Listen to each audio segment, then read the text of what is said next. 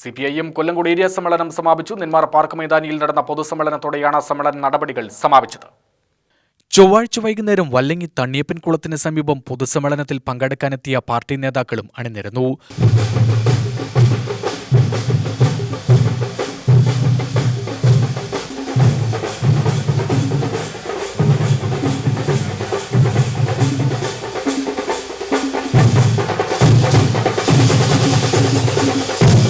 തുടർന്ന് പ്രചരണ വാഹനം, അലങ്കരിച്ച കുതിരവണ്ടി, ബാൻഡ്മേളം, വളണ്ടിയർമാർ, ഏരിയ നേതാക്കൾ, സമ്മേളന പ്രതിനിധികൾ എന്നിവർക്ക് പിന്നാലെയായി വാദ്യഘോഷവും DJ എന്നിവയും അണിനിരന്നു.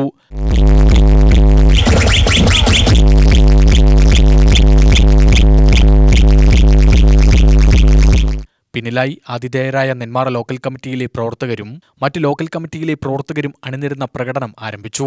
വാദ്യഘോഷങ്ങളോടെ താളത്തിനൊത്ത മുദ്രാവാക്യം വിളികളോടെ പ്രകടനം നെന്മാർ ജംഗ്ഷനിലെത്തി.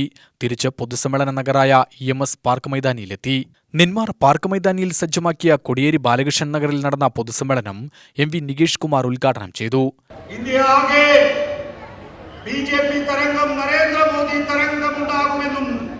അതിന്റെ അടിസ്ഥാനത്തിൽ BJP ഒരു മുദ്രാവാക്യവും മുന്നോട്ട് വെച്ചു. അബ്കി ബാർ 400 ബാർ. ഇത്തവണ 400-ലധികം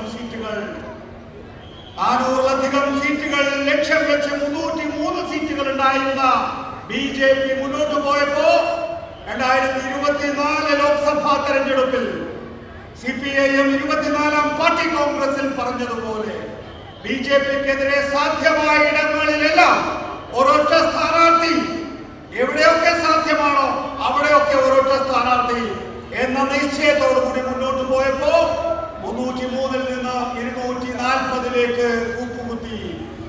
ഇന്ന് BJP പ്രാദേശിക പാർട്ടികളുടെ, അവസരവാദ പാർട്ടികളുടെ പിൻബലത്തോടുകൂടി ഒരു കൂട്ടുമുന്നണി സർക്കാരിനെയാണ് നയിക്കുന്നത് എന്ന് നമുക്കെല്ലാവർക്കും അറിയാം. അതിന്റെ അടിസ്ഥാനം കണ്ണൂരിൽ ചേർന്ന 24-ാം പാർട്ടി കോൺഗ്രസിൽ communist party of India Marxist രൂപീകരിച്ച നയ രാഷ്ട്രീയ പരിപാടികളായിരുന്നു. സമാനമായ വിധത്തിൽ എങ്ങനെ 2029-ൽ BJPയുടെ നരേന്ദ്രമോദിയുടെ നേതൃത്വത്തിലുള്ള ഒരു സർക്കാരിനെ താഴേക്കിറക്കി ജനാധിപത്യവും മതേതരത്വവും ഉൾക്കൊള്ളുന്ന ഒരു സർക്കാരിനെ അധികാരത്തിലേറ്റാം എന്നത് സംബന്ധിച്ചുള്ള ചർച്ചകളാണ് 24-ാം പാർട്ടി കോൺഗ്രസിന് മുന്നോടിയായി ഇപ്പോ നടന്നുകൊണ്ടിരിക്കുന്നത്. ഏരിയ സെക്രട്ടറി K പ്രേമൻ അധ്യക്ഷനായി.